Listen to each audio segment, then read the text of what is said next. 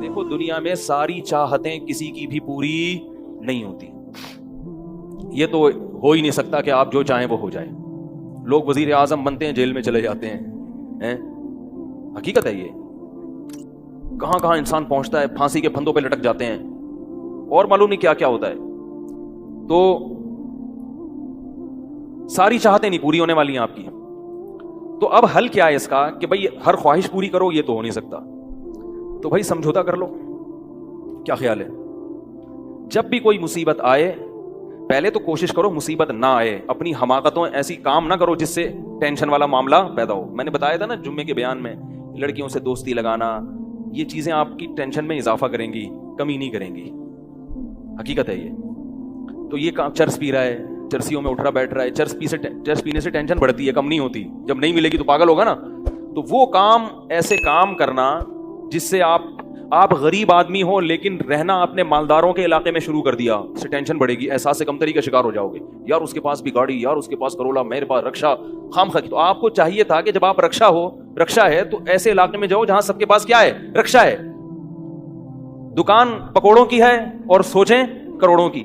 یہ خام خواہ میں لوگ ٹینشن میں آئے ہوئے ہیں. میں نے ڈیفنس کے لوگوں کو بھی ٹینشن میں دیکھا ہے. 1000 گز کا بنگلہ ہے, کروڑوں روپے کما رہے ہیں مگر ٹینشن میں ہیں. یہ میں ہوائی باتیں نہیں کر رہا. لوگ آتے ہیں کیوں ٹینشن میں کہ پڑوسی کے پاس اس سے بھی زیادہ ہے. تو یہ ٹینشنیں قدرت کی طرف سے نہیں ہیں, یہ آپ کی اپنی پالی ہوئی ہیں. تو نبی حدیث میں نبی صلی اللہ علیہ وسلم نے فرمایا دنیا میں ہمیشہ اپنے سے کمتر کو دیکھو. یار میرے پاس رکشا ہے اور فلاں آدمی قسطوں پہ بھی رکشا خریدنے کی صلاحیت نہیں رکھتا. سڑکوں پہ فٹ پاتھوں پہ پڑے ہوئے ہیں. 3-4 دن پہلے صدر گیا میں تو دیکھا فٹ پاتھ پہ لوگ پڑے ہوئے ہیں. میں نے کہا یار یہ بھی لوگ ہیں, نہ گھر ہے نہ بال بچے. ایک کمارے کا فون آیا, ایسے جیسے وہ نہیں ہوتی, کیا بولوں میں, ایسے طنز کر رہا تھا, کہہ رہے یار کوئی رشتہ ہی نہیں دیتا, یہ زندگی کوئی زندگی ہے. تو میں نے سوچا, میں نے کہا دیکھو وہ جو صدر میں فٹ پاتھ پہ پڑے ہوئے ہیں نا, ان کو کوئی دے گا رشتہ؟ میں نے کہا تمہیں ابا نے گھر میں رکھا ہوا ہے, روٹی پانی پنکھا سب مل رہا ہے, دعا کرتے ہیں اللہ کوئی انتظام کر دے. نہیں کر رہے تو ان لوگوں کو دیکھو جن کو روٹی پانی بھی نہیں مل رہا. تو اپنے سے کمتر کو دیکھا جائے دنیا کے معاملے میں, اس سے آپ احساس کمتری کا شکار نہیں ہوں گے. تو ٹینشن ختم کرنے کی ایک بہت بڑی ذریعہ یہ ہے کہ اگر پھر بھی کوئی مصیبت آ گئی تو تقدیر کا سوچا جائے کہ جو چیز مقدر میں ہے وہ ٹل نہیں سکتی. اور دنیا مسافر خانہ ہے, یہاں اگر ٹینشن ہے تو وہ بھی عارضی, یہاں کی خوشی بھی عارضی. ایک آدمی کے بچے بچھڑ گئے, طلاق ہوئی میاں بیوی میں, بیوی بچوں کو لے کے فرار. اب وہ میرے پاس آیا, ایسے بیچارہ, ظاہر ہے بچے تو یاد آتے ہیں, ایسے اس کی حالت خراب, سٹریس. میں نے کہا کیس کرو عدالت میں. کہہ رہے عدالت میں کیس سے کوئی فائدہ نہیں ہے, نہیں ملیں گے بچے. بہت میں نے حل بتایا, یہ کر لو, تمام حل ناکام. میں نے کہا پھر یوں کرو. کیا کرو؟ مٹی ڈال. میں نے کہا ڈاکٹر عافیہ صدیقہ کا سوچو, وہ عورت ہے, جیل میں ہے, اپنے بچوں سے دور ہے, مزید اولاد بھی نہیں ہو سکتے اس کے. تو میں نے کہا تمہارا اگر تمہیں جیل میں ڈال دیا جائے نا ابھی تو تم کہو گے چلو بچے نہ ملیں لیکن جیل سے تو باہر آؤں, یہی سوچو گے نا. اس کا سوچو کہ وہ ایک عورت ذات ہے, کئی سالوں سے جیل کے اندر پڑی ہوئی ہے, اور عورت کے لیے بچوں سے جدائی وہ بہت زیادہ مشکل ہے. مرد تو برداشت کر لیتا ہے. تو میں نے کہا اب جو چیز بس میں نہیں ہے اس پہ غم کرنا فضول, مٹی ڈالو ایسے, اور شادی کرو اور مزید نئے بچے پیدا کرو. جب ادھر دوسری اولاد آئے گی تو ادھر سے ذہن آپ کا ہٹ جائے گا. کہتے ہیں لوگ تانے دیں گے, بچوں کو بھول گیا. میں نے کہا لوگوں کے پاس فالتو ٹائم بہت ہے, ٹھیک ہے نا, وہ تانے دیتے رہیں گے, لوگوں کے تانوں کی پرواہ مت. جب ایک چیز آپ کے بس میں نہیں ہے تو اس پہ سوچنا کیسا.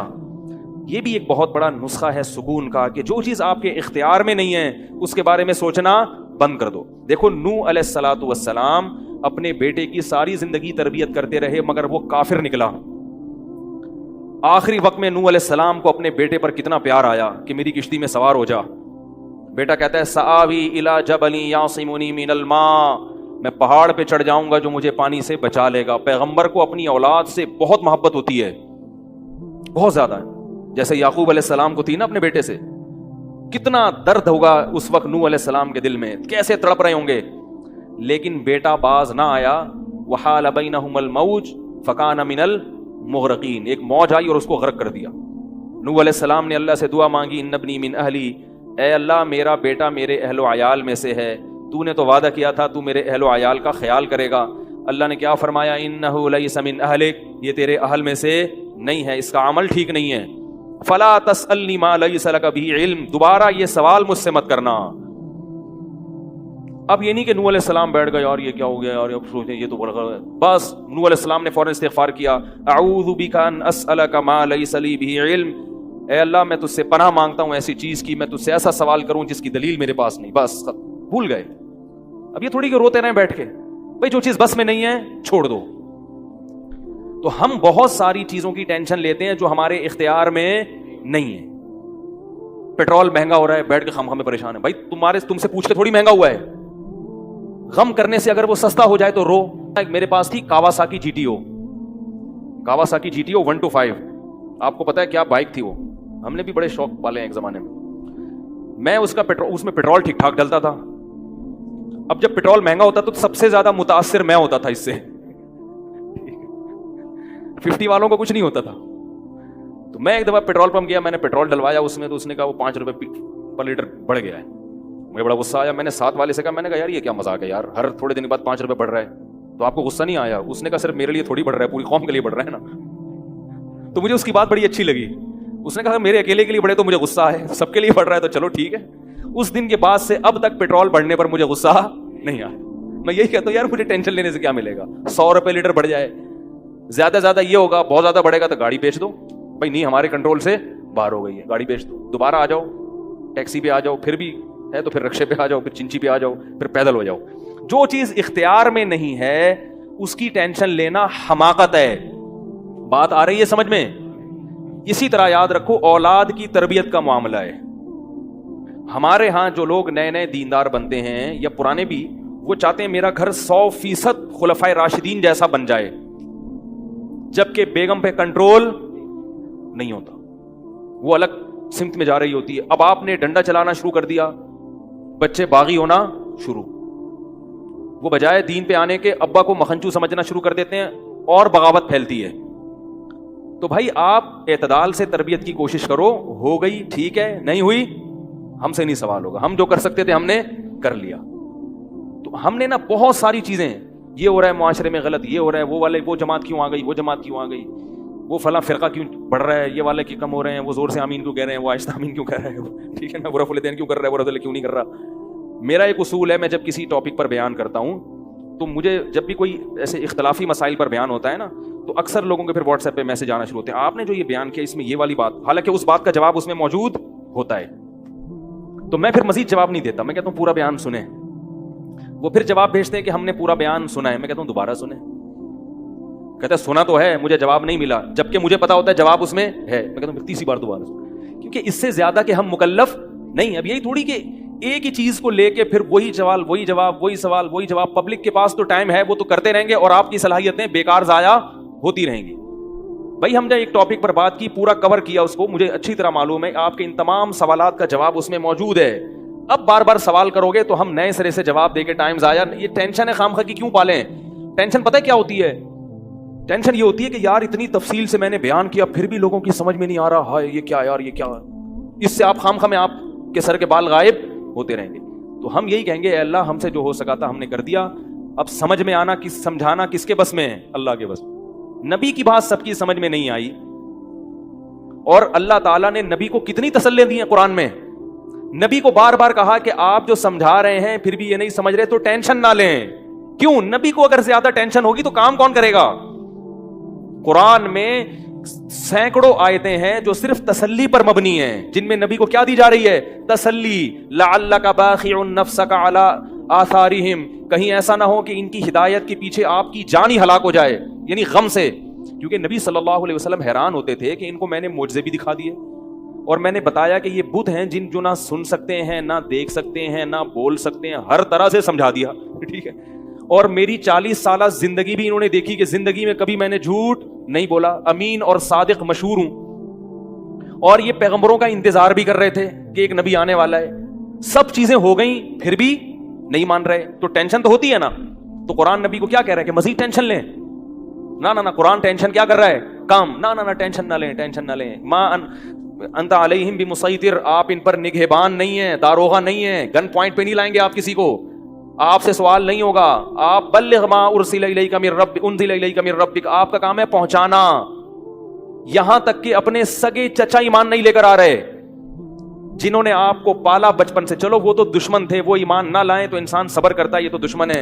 اپنے سگے چچا جنہوں نے بچپن میں پالا، کفالت کی آپ کی، 3 سال رسول اللہ صلی اللہ علیہ وسلم کا بائیکاٹ کیا ہے قریش نے، کھانا پینا بند کر دیا، شعب ابی طالب کی گھاٹی میں بند کر دیا بنی ہاشم کو کہ ان کا 3 سال تک کوئی لنک نہیں ہوگا ان سے، تاکہ یہ رجوع کریں اپنے دین سے.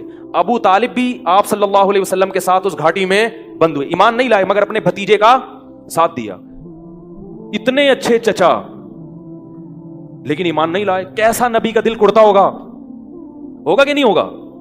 موت کے وقت آ کے نبی نے کہا کہ ایک دفعہ کلمہ پڑھ لیں تاکہ قیامت کے دن آپ کی بخشش کر سکوں، سفارش کر سکوں، آپ کی اللہ سے بخشش کی دعا کر سکوں. کیسا دل مچلتا ہوگا نا. ابو طالب کو خیال آیا کلمہ پڑھنے کا. قریش کے جو سردار تھے انہوں نے ابو طالب کو دیکھنا شروع کر دیا کہ کلمہ، کتنا غصہ آیا ہوگا نبی کو ان سرداروں پہ کہ میرا چچا جس نے میری اتنی کفالت کی، مجھ سے اتنی محبت کی، آج وہ میرے سامنے جہنم کی آگ میں داخل ہو رہا ہے اور یہ کمبخت کھڑے ہوئے اس کو ورغلا رہے ہیں. ابو طالب نے چند اشعار کہے کہ اگر مجھے یہ ڈر نہ ہوتا کہ عرب کہیں گے کہ ساری زندگی اسلام نہیں لایا، موت کے وقت موت کے ڈر سے باپ دادا کا دین چھوڑ دیا، یہ ڈر نہ ہوتا تو آئے محمد آج میں تیری آنکھیں کلمہ پڑھ کے ٹھنڈی کر دیتا. لیکن اس کو انہوں نے غیرت کا مسئلہ بنا لیا کہ میں مروں گا تو سردار کہیں گے کہ یہ ایک زبان والا نہیں ہے. زبان تبدیل کر لی انہوں نے. کرنا تھا تو پہلے ایمان لاتا نا، اب کیوں؟ اور وَلَقَدْ عَلِمْتُ بِأَنَّ دِينَ مُحَمَّدٍ مِّن خَيْرِ أَدْيَانِ الْبَرِيَّةِ كُلِّهَا، مجھے یقین ہے کہ محمد جو میرا بھتیجا دین لے کر آیا ہے تمام دنیا کے دینوں میں سب سے افضل ہے. لولا الحذار لولا الملامت او حذار مسبت، اگر ملامت کا خوف یا لوگوں کے برے بھلے کہنے کا خوف نہ ہوتا تو آج میں اپنے بھتیجے کی آنکھیں ٹھنڈی کر دیتا. کیسا دل کڑا ہوگا میرے بھائی، کیسا، جس کو جہنم کی آگ کا یقین ہے اور ان کو معلوم ہے کہ میرا چچا جہنم کی آگ میں داخل ہونے والا ہے، کیسا تڑپ رہے ہوں گے. اور ابو طالب کی آنکھیں بند ہو گئیں. نبی صلی اللہ علیہ وسلم اتنے غم زدہ ہوئے. اللہ نے پھر کیا دی؟ تسلی کی آیتیں کہ ٹینشن نہ لو. یہ میں آپ کو کیوں واقعہ سنا رہا ہوں کہ جب اتنے بڑے بڑے غم کے واقعات میں اللہ ٹینشن لینے کو پسند نہیں کر رہے تو ہماری چھوٹی چھوٹی، اس کی پکوڑے کی دکان چل گئی، میری دکان بند ہو گئی، اس کو سواری مل گئی ہے بھائی رکشے میں، مجھے سواری نہیں ملی، ان چیزوں میں ٹینشن لینے کا کیا مطلب؟ بہت مشکل ہے یار، کیا کریں یار.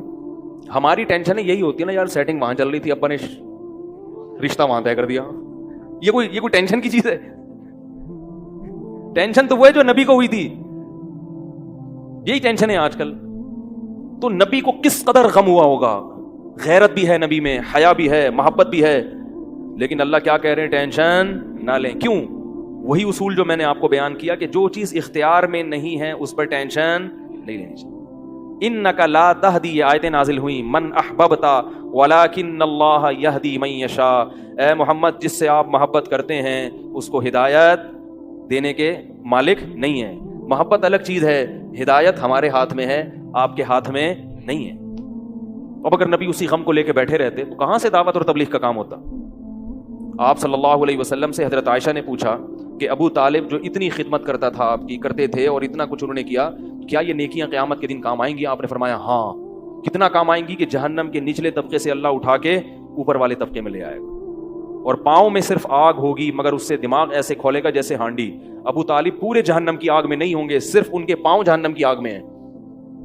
اس سے پتہ چلتا ہے کافر کی نیکیاں کام تو آتی ہیں مگر عذاب کم کرنے میں، عذاب ختم کرنے میں نہیں. بھی ہم دیکھتے ہیں کہ دنیا میں بہت کچھ غلط ہو رہا ہے، دلائل کے انبار لگا دو پھر بھی لوگ نہیں مانتے، اور پھر قواریت، ایک دوسرے پہ تان و تشنی، گھریلو حالات میں گڑبڑ. تو اس میں اگر آپ ٹینشن لینا شروع کر دو گے تو پھر سوائے ڈپریشن کی گولیوں کی ایک نئی ٹینشن لگ جائے گی. جس دن گولی نہیں کھائی اس دن عجیب سا ہو گیا. ڈپریشن کا مریض کو جس دن گولی نہ ملے وہ خود گولی کی طرح بن جاتا ہے. وہ پھر کئی لوگوں کو گولیاں کھانی پڑتی ہیں اس سے بات چیت کے بعد. تو اس لیے میرے بھائی 2 چیزیں یاد رہیں گی، ایک نیند اور دوسرا ٹینشن. جتنا ہو سکے پھر بھی اللہ کی طرف سے ہوتی ہے، ایسا نہیں ہے کہ ناممکن ہے 100% ختم ہو جائے، یہ تو ممکن نہیں ہے، لیکن بہت سی چیزیں خود مسلم